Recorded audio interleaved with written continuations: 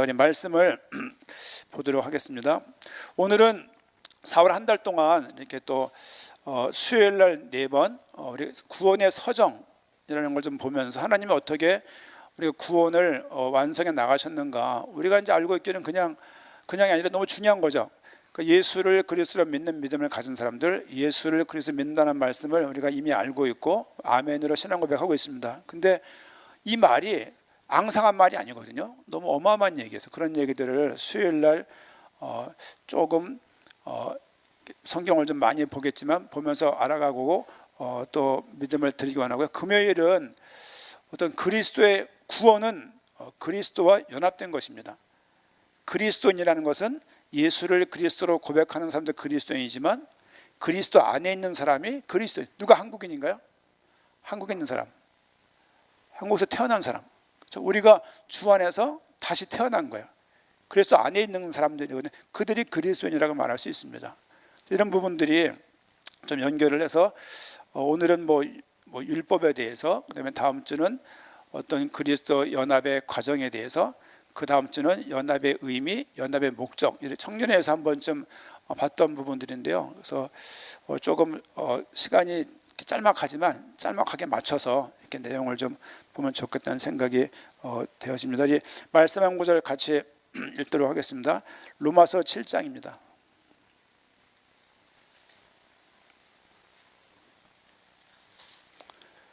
로마서 7장 7절 말씀, 로마서 7장 7절 말씀 같이 읽겠습니다. 그런즉 우리가 무슨 말을 하리요? 율법의 죄냐? 그럴 수 없느니라. 율법으로 말미암지 않고는 내가 죄를 알지 못하였으니 곧 율법에 탐내지 말라 하지 아니하였더라면 내가 탐심을 알지 못하였으리라. 아멘. 율법으로 말미암지 않고는 우리가 죄를 알 수가 없는 거예요. 그래서 오늘은 조금 필요한 부분을 쓰겠습니다.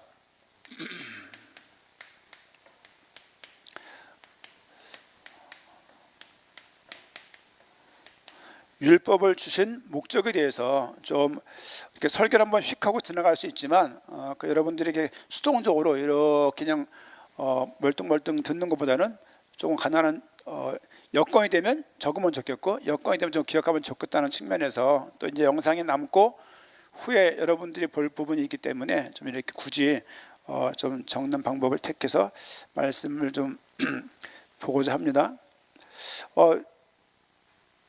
요즘에 그 성경을 좀 읽어보면서 이렇게 모세오경을 문득문득 대할 때가 많이 있습니다. 성경에서, 신약 성경에서 구약을 어떤 책을 제일 많이 이용했냐? 이사야서도 많이 이용한 것 같고요. 시편도 엄청나게 인용을 했어요. 그런데 신명기 같은 부분들을 엄청 인용을 했어요. 사도 바울도 예를 들면 홍해 건넌 그 사건을 세례와 연결을 해서 설명을 하고요. 출애굽에서는 홍해 사건을 홍해라고만 표현을 해요. 근데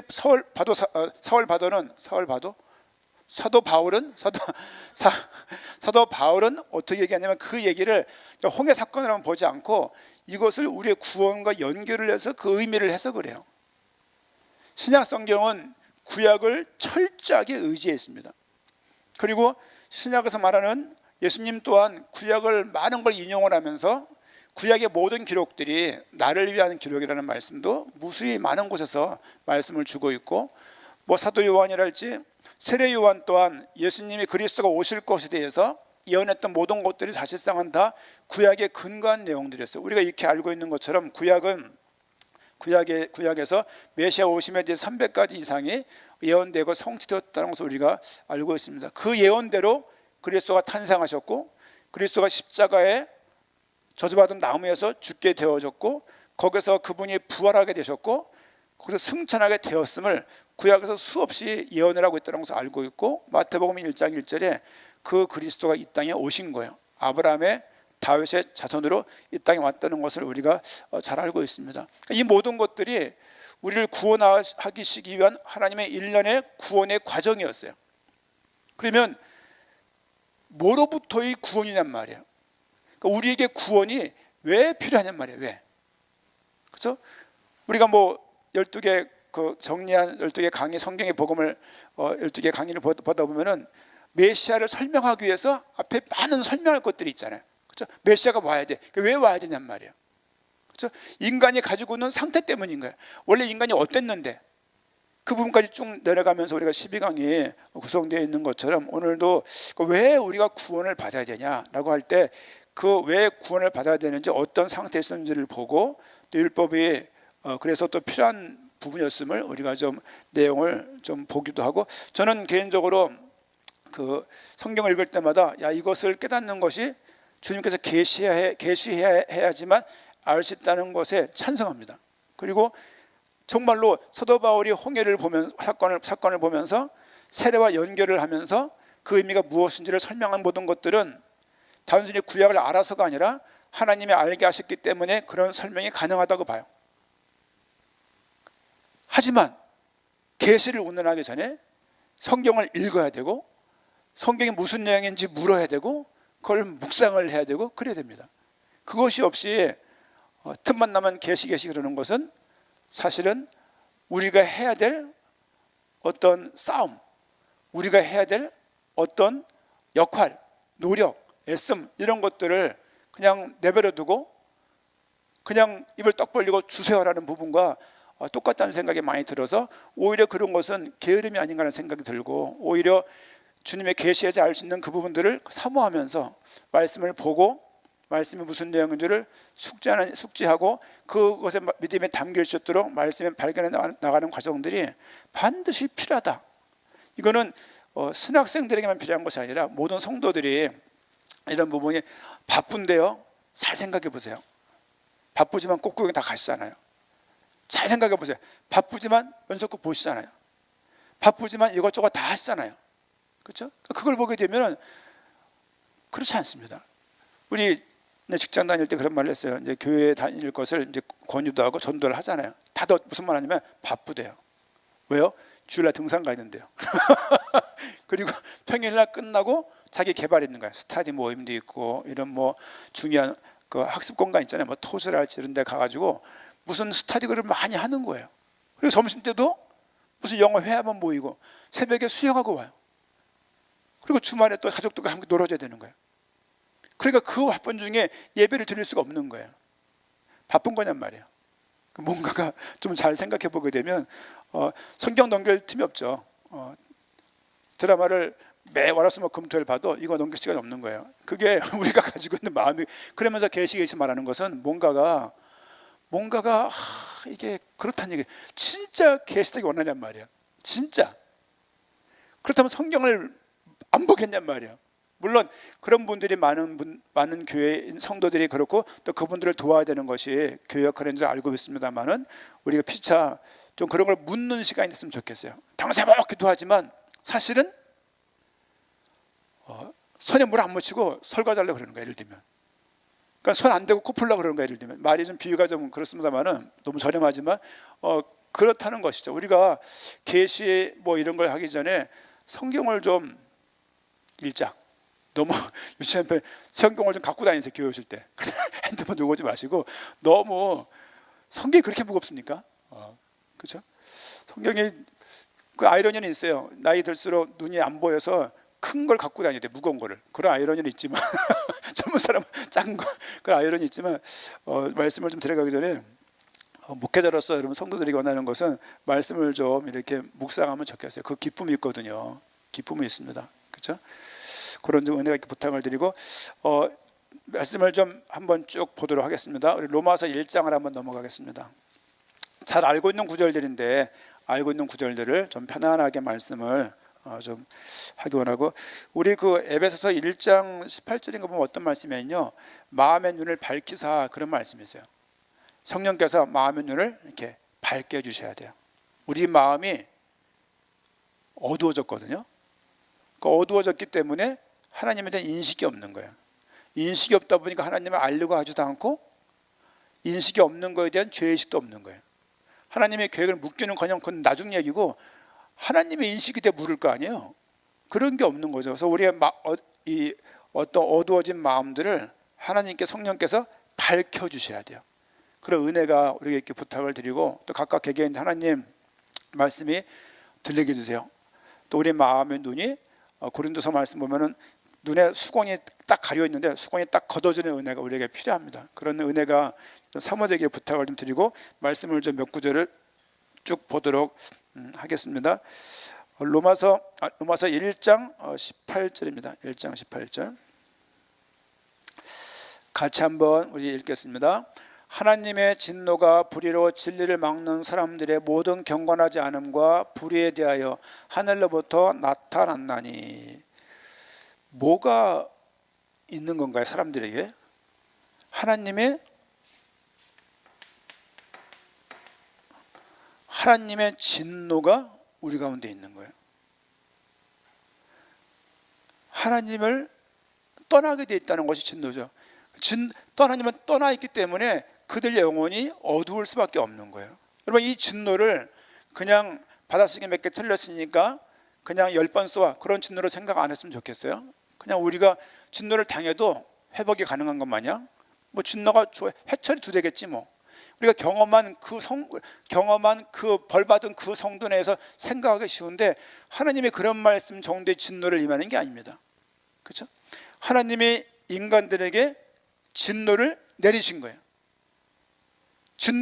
이 진노는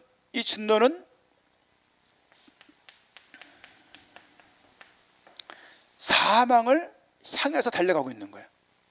또 하나님 모르는 상태에서, 어두운 상태에서, 혼란스러운 상태에서 뭔가 최선을 다하지만 결과치를 얻는다 하더라도 행복할 수 없는 상태로 그 사람은 계속 달려갈 수밖에 없음을 우리가 알고 있죠. 우리 로마서 3장 말씀 보겠습니다. 로마서 3장 23절. 한 말씀을 길게 들으면 말이 길어지니까요. 짧게 보겠습니다. 3장 23절 같이 읽겠습니다. 모든 사람이 죄를 범하였음에 하나님의 영광에 이르지 못하였다. 어떤 상태라냐면 하나님의 영광을 다다를 수 없고 영광을 바라볼 수 없는 모습으로 살게 되는 거예요. 원래 인간은 복받은 존재였어요. 영적인 존재였고 언약의 약속을 할 만큼의 언약적인 존재였고 하나님의 자녀로 우리를 출발했어요. 근데 그 인간들이 어떤 상태에 빠졌냐? 하나님의 영광을 바라볼 수 없는 상태, 원수된 상태에서 살아갈 수밖에 없다는 것이 인간에게 주어진 진노예요. 인간이 죄를 짓는 것이 문제가 아니라 죄를 지을 수밖에 없는 그 상태에 머물러 있다는 거예요. 그렇죠? 아까 우리 1장 18절 안 봤습니다만은 우리가 거룩하지 않기 때문에 불의할 수밖에 없는 거예요. 의롭지 않은 곳에 행하는 게 문제가 아니라 의로움을 행할 수 없는 그 상태에 사람들이 머물러 있는 거예요. 거기가 어디냐? 죄의 상태예요. 또 그게 어디냐? 그 모든 것들이 진노 아래에 있기 때문에 그 가운데 머물러 있는 것이죠. 또 그 사람은 하나님의 영광을 바라보고 살아갈 수가 없습니다. 우리가 당대 세계복음을 왜 헌신하고 인도받습니까? 하나님 영광을 위해서. 우리가 왜 주 앞에 예배를 드리길 힘을 씁니까? 주 영광을 위해서. 왜 내가 삶을 살면서 남들은 다 먹을 거 먹고 마실 거만 사는데 우리는 왜 그걸 다 근신하면서 주를 향해 달려갑니까? 하나님의 영광을 위해서. 왜 남들처럼 떵떵거리며 살 수 있는 방법이 많이 있는데 그렇게 하지 않고 왜 그걸 그 삶 속에서 주를 향해서 살고 있습니까? 영광을 위해서인 거예요. 이 시간 왜 교회 나와서 혹 가정에서 현장에서 예배를 드립니까? 하나님의 영광을 위해서인 거예요. 그러나 사람이 진노 아래 있는 사람들은 하나님께 영광을 돌릴 수 없는 그런 상태에 머물러 있다. 그렇죠? 1장 28절 말씀 보겠습니다. 로마서 넘어가서 다시 1장 28절 앞쪽으로 다시 한번 넘어가죠. 1장 28절 진노 가운데 있는 사람들 어떤 사람들의 모습 가지고 살아갈 수밖에 없냐? 1장 28절 같이 읽겠습니다. 또한 그들이 마음에 하나님 두기를 싫어하며 하나님께서 그들을 그 상실한 마음대로 내버려 두사 합당하지 못한 일을 하게 하셨으니. 하나님 두기를 싫어해요. 그렇죠? 하나님을 알려고 하지도 않고 하나님을 알고 싶어 하지 않아요. 그리고 하나님을 사실상 알 수도 없어요. 하나님과 함께라는 이 의미가 그의 인생 가운데 없는 단어예요. 그렇죠? 내 인생 내가 알아서 사는 것이지 하나님과 함께 산다 이런 말이 없어요. 이런 말이. 저는 현장에서 착한 불신자를 많이 봤어요. 아니 불신자라는 말을 쓰기조차 민망할 정도로 착한 사람이 많아요. 선한 사람이 많고. 근데 그 사람이 진짜 하나님의 구원의 계획을 아는 사람이냐? 아니요. 하나님을 인식하고 하는 사람이냐? 아니요. 또 예수 그리스도의 십자가 죽음과 부활을 아는 그런 구원의 감격 속에 하는 것이냐? 아니요. 성령의 도우심 가운데 그 일을 하고 있냐? 그렇지 않습니다. 그것과 전무하게 그냥 이렇게 해서 자아 성취를 하고 이렇게 해서 인류를 사랑하고 사회에 공헌한다고 생각하는 그 정도인 거예요. 실제 그 안에는 하나님이라는 그 삼위 하나님에 대한 인식이 조금도 없어요. 그들이 추울 때 연탄도 나르고요, 추울 때 쌀도 별일을 다 해요. 근데 실제 그 안에 그들을 구원하고자 하는 하나님께 영광을 돌리고자 하는 그 마음이 있냐? 없다니까. 그 믿음 가운데 거행되는 선이 아닌 거예요. 하나님과 함께 산다는 이 생각이 그들에게 아예 없음을 많이 알 수 있었고요. 특별히 구약을 한번 볼까요? 구약을 짧게라도 한번 아모스 보겠습니다. 아모스. 진노 가운데 있는 사람들이 어떤 삶을 살아갈 수밖에 없는가? 아모스 5장입니다.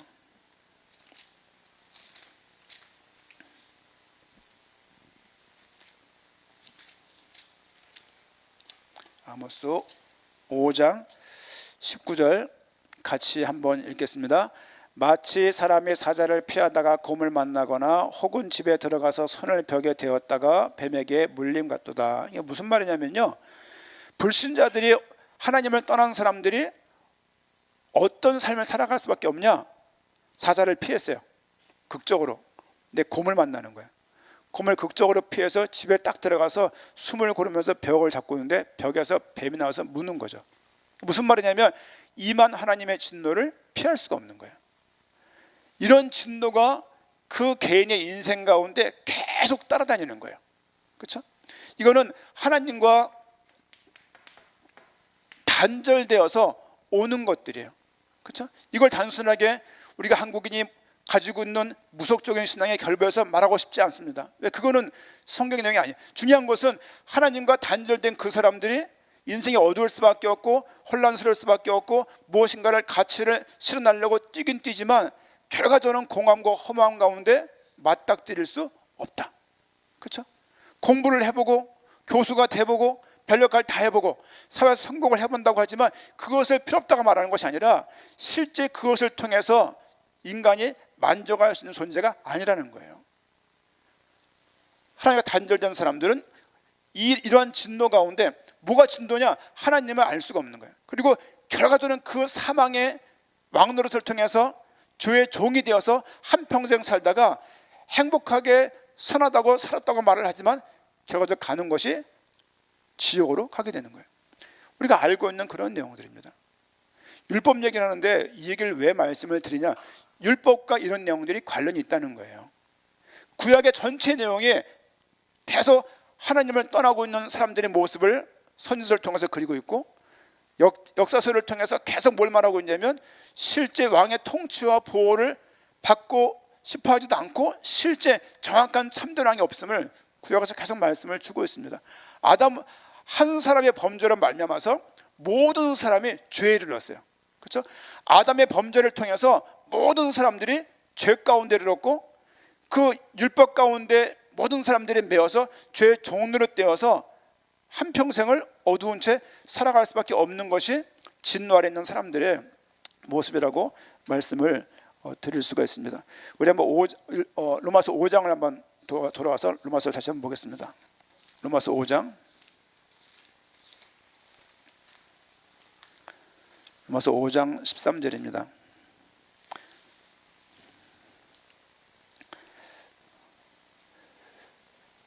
5장 12절부터 같이 읽겠습니다. 그러므로 한 사람으로 말미암아 죄가 세상에 들어오고 죄로 말미암아 사망에 들어왔나니 이와 같이 모든 사람이 죄를 지었으므로 사망의 모든 사람에게 이르렀느니라. 죄가 율법이 있기 전에도 세상에 있었으나 율법이 없었을 때에는 죄를 죄로 여기지 아니하느니라. 제가 한번 설명드릴게요. 한 사람으로 말미암아서 죄가 세상에 들어왔어요. 그 한 사람은 누굴 말합니까? 아담을 얘기. 창세기는 아담이 범죄했음을 말을 하고 있어요. 그리고 여자가 후손이 와야 된다고만 말을 하고 있어요. 이 죄가 모든 사람들에게 미쳤음을 말하고 있는 내용은 모세가 말한 게 아니에요. 그 아담의 범죄가 모든 인간에게 전달되고 전가되었다는 얘기를 누가 말하고 있냐? 사도 바울이 말하고 있는 거예요. 즉 구약을 의지해서 인간이 어떤 상태에 있는지를 말하고 있는 거예요. 예수님은 첫 번째 설교가 뭐였냐면 회개하라 천국이 가까웠다가 예수님의 첫 번째 말씀은 설교 내용이었어요. 근데 무슨 죄를 회개하냔 말이야. 이 얘기는 유대인들은 다 알고 있는 거예요. 어떤 거 알고 있냐? 우리가 아담의 모든 죄 가운데 우리가 살고 있고 그 죄가 우리 죄라는 것을 그들은 다 이미 알고 있다는 걸 전제하는 거예요. 사도 바울은 이런 걸 풀어서 그 한 사람의 죄 때문에 우리 모든 사람이 죄인이 되었고 사망 가운데 살아갈 수밖에 없다라고 말을 하고 있고 사망이 모든 사람에게 이르는 거예요. 그렇죠? 그 13절 말씀 보니까 그러나 죄가 있기 전에도, 그렇죠? 죄가 율법이 있기 전에도 죄가 있었던 거예요. 율법은 시내산에서 출애굽에서 40일 뒤에 시내산에서 율법을 받아요. 그렇죠?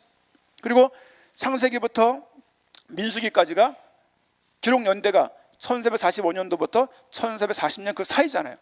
어쨌든 그때 주어진 말씀인데 원래 그 앞에 누가 있었냐? 아브라함도 있었고 이삭도 있었고 야곱도 있었고 요셉도 있었고 또 가인도 있었고 아벨도 많았잖아요. 실제 율법이 있기 전에도 뭐가 있었다? 죄가 있었다. 그렇죠? 율법이 있기 전에도 죄가 이미 있었다는 거예요. 이건 굉장히 중요한 얘기입니다. 왜냐하면 율법을 줬는데 율법을 어겨서 죄인 된 게 아니에요. 이해가시죠? 율법을 주신 이유가 뭐냐면 율법을 주신 이유가 죄를 억제하려고 주신 게 아니야.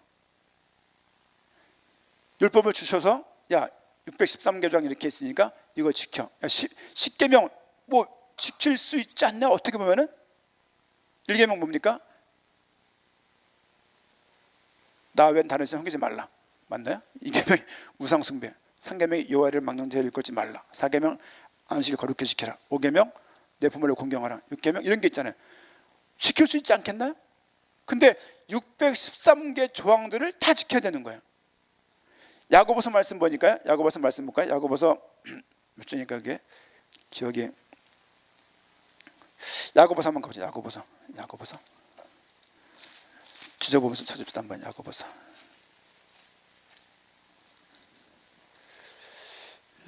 몇 장일까요?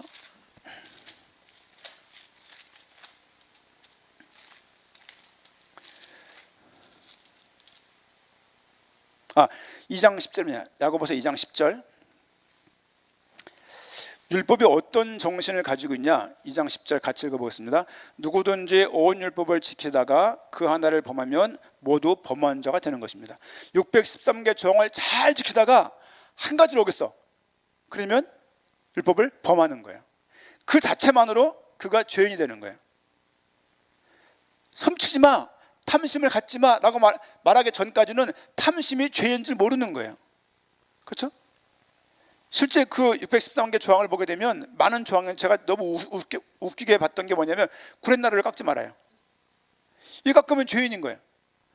늘 털을 유지하다가 어느 날 자기 몸으로 깎았어. 그럼 그 죄가 되는 거예요. 예를 들면 30년을 잘 지켰는데 60년 잘 지켰는데 60년 1월 1일 날 하다가 구렛나루 밀었어. 그건 죄 지는 거라니까요.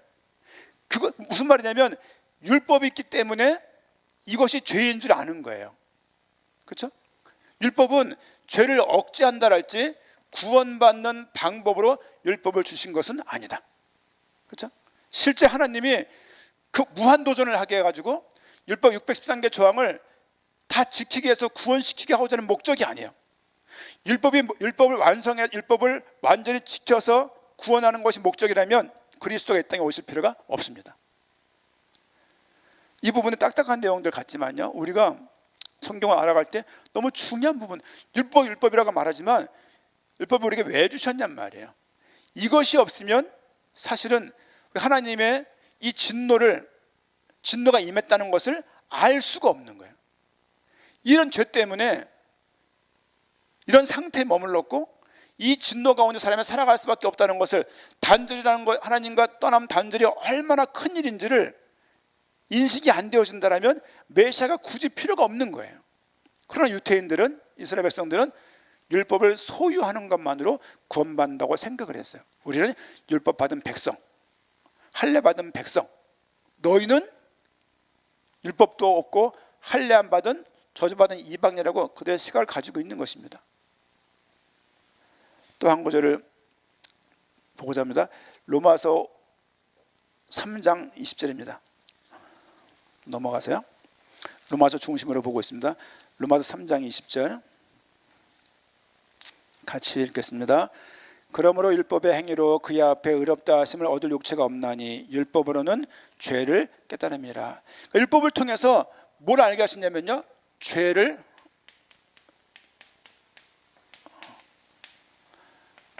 알게 하는 것이 율법을 주신 목적이에요. 원래 죄가 있었어요. 근데 율법이 주어지지 않으면, 기준이 주어지지 않으면, 어느 조목이 규칙 내용이 주어지지 않으면 그것이 죄인 줄을 모르는 거예요.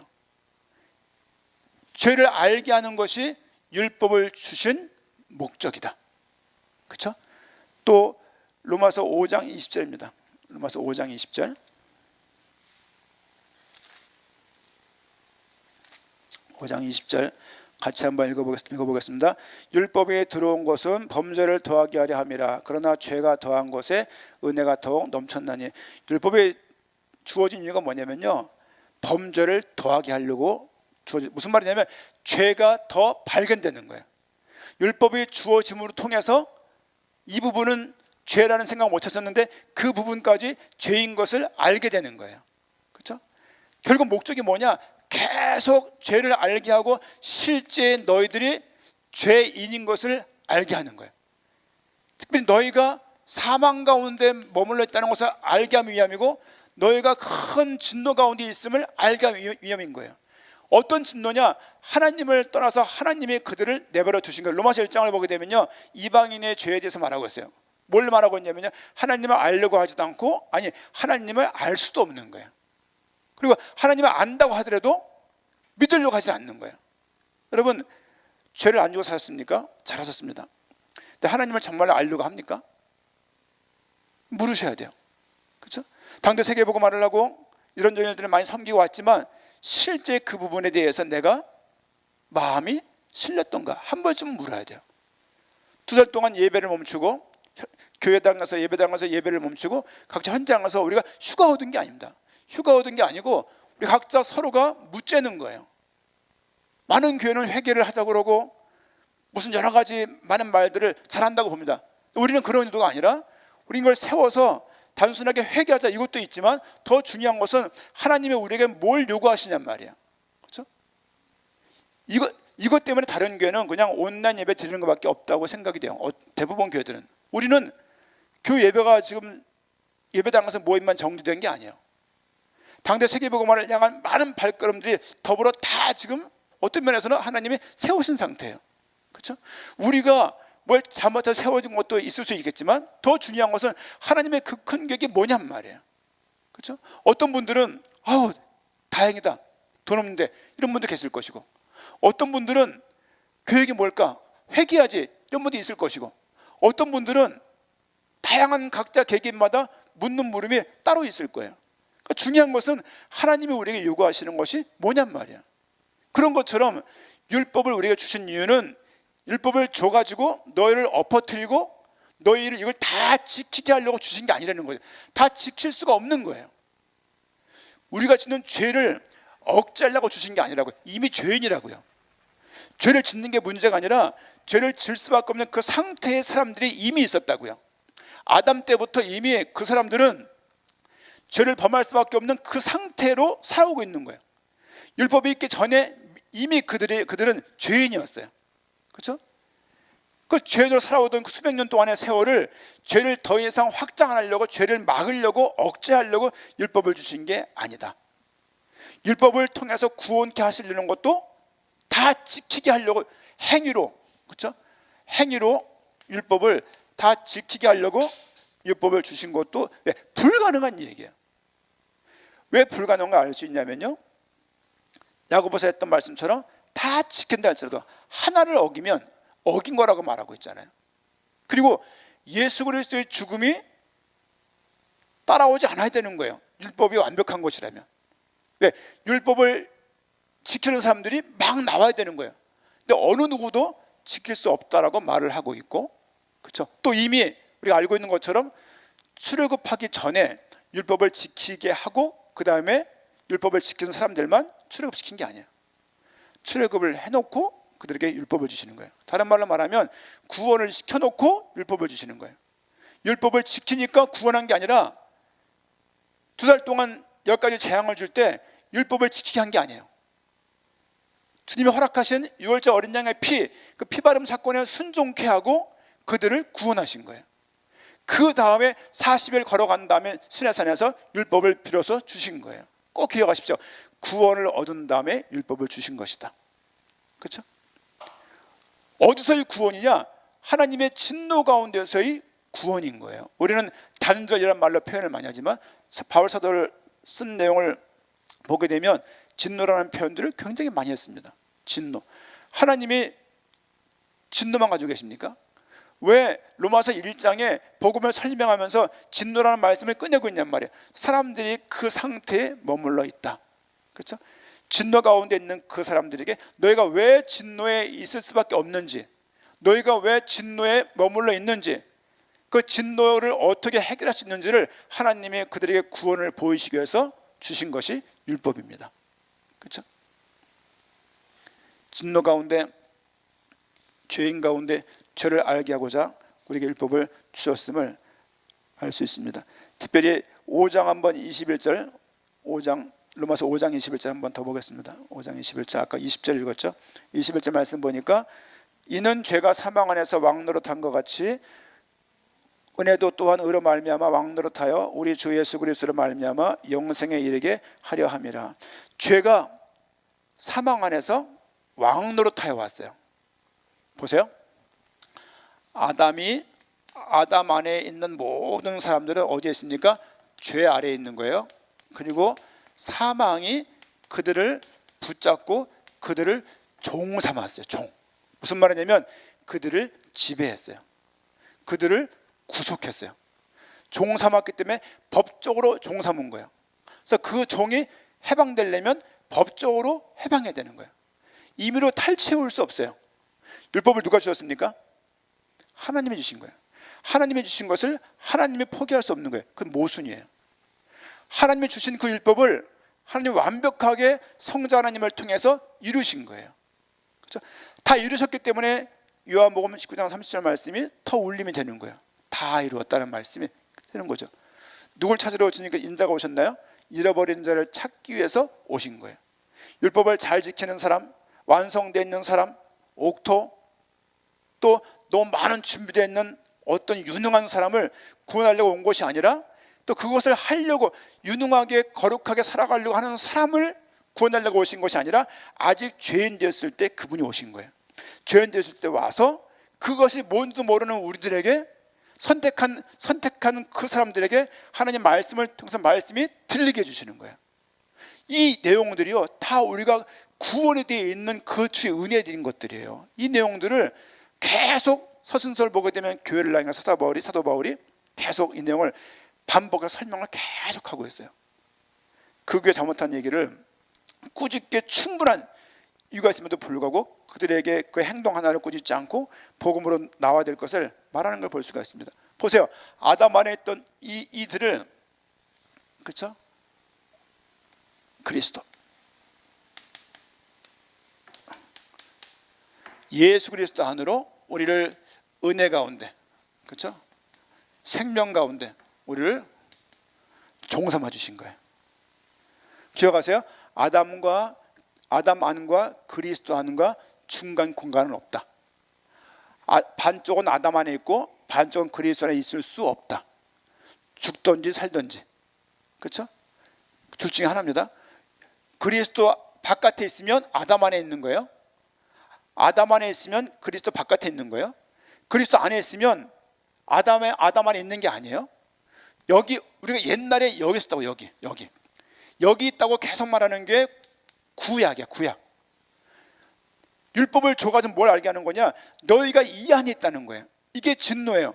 어떤 진노냐? 여기서 벗어날 수 없다는 거예요. 이게 진노입니다. 왜? 종되어 있는 거예요. 종. 스스로 내가 임의로 알아서 할 수가 없는 거예요. 여기에서 십자가 부활 사건을 통해서 특별히 율법을 통해서 이걸 알게 하는 거예요. 야, 너희가 죄 아래에 있고 사망의 왕노릇 하는 가운데 있고 아담 안에 있다는 것을, 진노 가운데 있다는 것을 율법을 통해서 알게 해주는 거예요. 이해가시죠? 알게 해주면서 너희가 죄인인 것을 계속 말씀을 주시는 거예요. 생각을 잘 해보세요. 레위기에 제사법이 쭉 나와 있습니다. 그리고 창세기, 모세오경, 창세기, 출애굽기, 레위기, 민수기, 신명기에서 모세오경을 주시면서 인간이 어떤 죄인인 것을 비로소 많이 말씀을 주세요. 말씀을 통해서 그들이 아담이 범죄한 것을 들었지만 아담의 그 범죄가 네 범죄라고 모세는 모세오경을 설명하지 않았어요. 모세오경 잘 읽어보세요. 아담이 지은 범죄가 표현하기 쉽게 네 죄라고 말하고 있지 않고 아담과 하와의 범죄를 해결하시려고 가죽 옷을 해 입혔고 여자의 후손이 올 것을 말씀을 했지, 구체적으로 이게 너희들 죄라고 딱 명시해서 꼬집는 내용들이 없어요. 이 내용들은 신약에 와서 아는 거예요.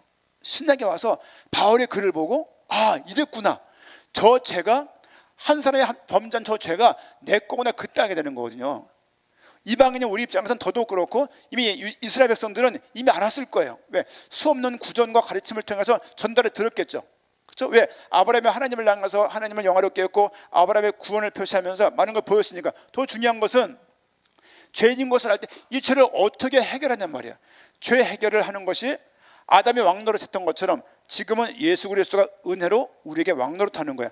좀 아까 읽었던 구절 하반절을 보게 되면요, 21절, 5장 21절 하반절 중간 보게 되면 우리 주 예수 그리스도를 말미암아 영생에 이르게 하려 함이라. 그렇죠?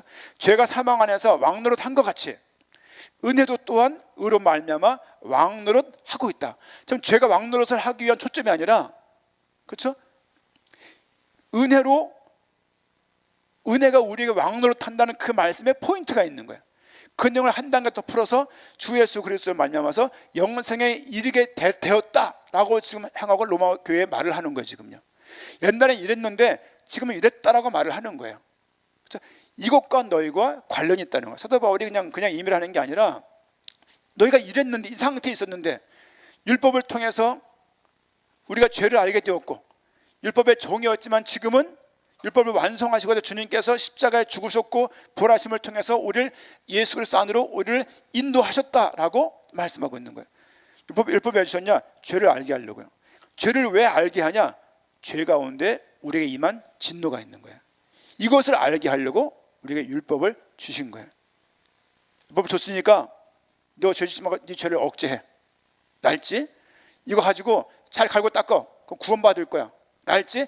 이런 의미로 준 게 아니라, 이게 행위를 네가 착하게 해서 거룩하고 점도 흠도 없는 모습으로 자라가라고 하기 위해서 율법을 주신 게 아니에요. 주신 이유는 뭐냐면 네가 죄인인 것을 알게 하는 거예요. 죄가 죄인인 걸 모르는 것만큼 죄된 게 어디 있습니까? 그렇잖아요. 말씀을 몇 구절 좀 더 보겠습니다. 로마서 봤던 말씀에서 3장 20절 한번 다 하반절 다시 한번 보겠습니다. 3장 20절.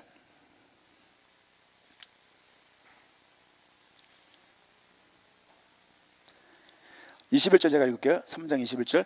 이제는 율법 외에 하나님의 한 의가 나타났으니 율법과 선지자들에게 증거를 받은 것이라. 율법 외에 한 의가, 율법을 완성시킬 만한 한 의가 나타났어요. 율법은 행위를 요구해요. 하나님의 이 의는 우리에게 주어진 거예요. 이게 언제 어떻게 증거됐냐? 구약 속에서 계속 성경 선지자들을 통해서 말씀들을 통해서 우리에게 계속 증거된 그분이에요. 누굴 말하고 있는 것이냐? 율법을 말하고 있지만 사실은 이걸 완성하신 그리스도를 계속 말하고 있는 거예요. 그 그리스도가 저 예수라는 거예요. 그렇죠? 쭉 넘어가서 8장 3절 말씀 보겠습니다. 8장, 로마서 8장 3절 4절 말씀 같이 한번 읽도록 하겠습니다. 율법이 육신으로 말미암아 연약하여 할 수 없는 그것을 하나님은 하시나니 그 죄로 말미암아 자기 아들을 죄 있는 육신의 모양으로 보내어 육신의 죄를 정하사 육신을 따르지 않고 그 영을 따라 행하는 우리에게 율법의 요구가 이루어지게 하려 하심이니라. 한번 내용을 잘 보게 되면요, 율법이 육신으로 말미암아서 육신이 연약하여서 율법을 통해서 구원받을 수가 없는 거예요. 왜? 죄인이기 때문에 율법을 어겨서가 아니라 율법을 주기 전에 이미 죄인이었다고요. 그 죄인이기 때문에 더더욱이나 율법을 지킬 수가 없는 거예요. 그렇죠? 율법을 통해서 제가 쉬운 성경 한번 읽어드릴게요. 그게 더 빠를 것 같습니다. 로마서 8장 3절 말씀 제가 다시 읽어드릴게요. 3절 말씀 있습니다. 율법이 죄의 본성 때문에 연약하여 할 수 없었던 것을 하나님께서는 죄를 없애기 위해 자신의 아들을 죄 있는 사람의 모양으로 보내심으로써 행하셨습니다. 하나님께서는 죄인들을 속에 거하고 있는 죄에 대해 유죄 판결을 내리셨습니다. 죄를 없애기 위해서 자기 아들을 보내신 거예요. 한 의를 보내신 거예요. 그분이 누구냐? 그분이 그리스도예요. 그 그리스도가 저 예수님이시라고요. 그렇죠? 예수님이 왜 오셨냐? 이 땅에 그리스도를 왜 오셨냐? 죄를 없애기 위해서 계속하려고 이 땅에 오신 거예요. 어떤 죄? 율법이 말하고 있는, 가르치고 있는 그 죄인 거예요. 그렇죠? 4절 말씀 보니까 쉬운 성경 읽어드리겠습니다. 이렇게 하여 죄의 본성에 따라 살지 아니하고 성령에 따라 살고 있는 우리에게 율법의 의로운 요구들이 완벽히 이루어졌습니다. 그렇죠? 부끄러운 얘기죠. 성령에 따라 살고 있는 우리에게, 성령의 요구 따라 우리가 살고 있대요. 우리에게 율법의 의로운 요구들이, 율법이 요구하는 것이요 의로운 요구인 거예요. 의로운 요구, 그 모든 것들을 주님께서 이루신 거예요. 그렇죠? 결과적으로 율법이 없었으면 죄를 모르는 것이고, 죄를 모른다라면 어떤 상태인지 모르는 거예요. 이것이 알 때 그리스도의 죽음이 의미가 있는 거예요. 율법을 모른다라면 그리스도의 죽음이, 예수의 그리스도의 역할이 의미가 없는 거예요. 이런 내용을 볼 때 성경이 그냥 막 뭐 신비하게 읽어도 모르게 써 있는 게 아니라 얼마나 오묘하게 합리적으로, 이성적으로, 영어적으로 말씀이 써져 있다는 것을 또 알 수가 있는 거예요. 여러분, 하나님 말씀을 통해서 이 내용들이 단순하게 글자로 보이지 않고 말씀으로 들리면 좋겠어요. 이래서 성령께서 마음의 눈을 밝히셔야 되는 거예요. 하나님 앞에서 모든 인간들이 죄인인 것을 드러내시고자 율법을 주신 거예요. 모든 사람이 죄인인 것을 알 때 그리스도의 저 죽음이 얼마나 놀라운 것인지를 알게 되는 거예요. 결과적으로 이 율법 얘기조차도 그리스도 지향하고 있고, 그리스도를 지향하고 있고, 그리스도 목적적으로 이 율법도 써지고 있다는 것을 우리가 이 본문에서 알 수 있는 것입니다. 죄인인 것을 알게 하시기 위해서 우리에게 주신 모든 것들이 모두가 다 죄 아래 있는 겁니다. 안 읽었던 구절 몇 구절 읽겠습니다. 로마서 3장 26절 말씀. 3장 26절 빠뜨린 구절인데요. 잘 알고 있는 구절이죠. 로마서 6장 23절. 로마서 6장 23절 말씀 같이 읽겠습니다. 죄의 싹은 사망이요 하나님의 은사는 그리스도 예수 우리 주 안에 있는 영생이니라. 그렇죠? 죄의 싹은 사망이고요, 하나님의 은사는 그리스도 예수 우리 주 안에 있는 영생입니다. 잘 생각해 보세요. 앞에 이야기는 뒤에 이야기를 강조하게 쓰는 거예요. 율법이 이랬다 이야기는 뒤에 그리스도 얘기를 강조하려고 쓰는 거예요. 죄의 싹은 사망이지만 하나님의 은사는, 하나님의 은혜는, 하나님의 선물은 뭡니까? 그리스도 예수 우리 주 안에 있는 영생인 거예요. 하나님의 영광을 바라보고 살아갈 수밖에 없는 존재로서 우리를 세워주셨음을 말씀을 통해서 알 수가 있습니다. 하나님의 영광을 바라볼 수도 없고 영광을 향해서 나갈 수 없는 그런 인물들이에요. 그런 인생들이에요. 그럼에도 불구하고 하나님께서 이 큰 은혜를, 이 613개 조항을 주고 그들의 죄인 것을 드러내려고 하셨지만, 그들은 이거 받은 것 자체가 자기들에게 큰 어떤 선민의 의식을 부여해줬고, 외적인 할례를 통해서만이 구원받았다는 말하고 있었고, 실제 로마서 2장을 보게 되면 율법에 있음에도 불구하고 율법을 지키려고 하지도 않았고요, 율법을 지킬 수 없었던 내용들이 나오면서 로마 3장 말씀 보게 되면 이방인이나 유대인이나 모든 사람이 죄인이다 라고 말하고 있습니다. 우리가 죄인인 상태에, 죄인인 것도 모를 때 우리 구원이 이미 이루어진 거예요. 내가 아는 것보다 더 먼저 하신 거예요. 미리 아시고 미리 정하신 거예요. 이걸 예정이라고 말하는 거예요. 주께서 미리 내 구원을 아신 거예요. 삼위 하나님께서 내 구원을 말할 때 의견이 충돌된 게 아니라 그 세 분의 의견이 하나가 된 거예요. 그 가운데 내 구원이 이루어진 거예요. 천사였던 사단에게 조금의 은혜도 주어지지 않았어요.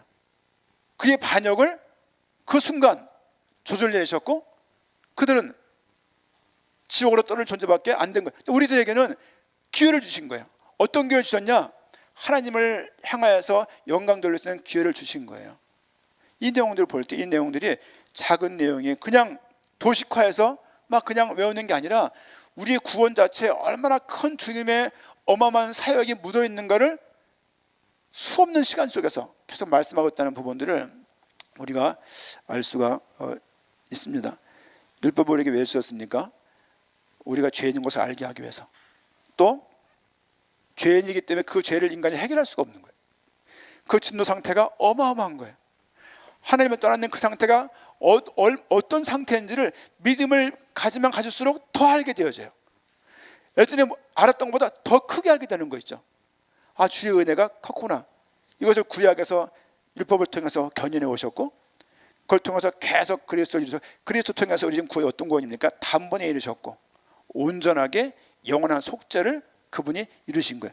그걸 통해서 다 끝내신 거예요. 그런 의미에서 다 이루었다입니다.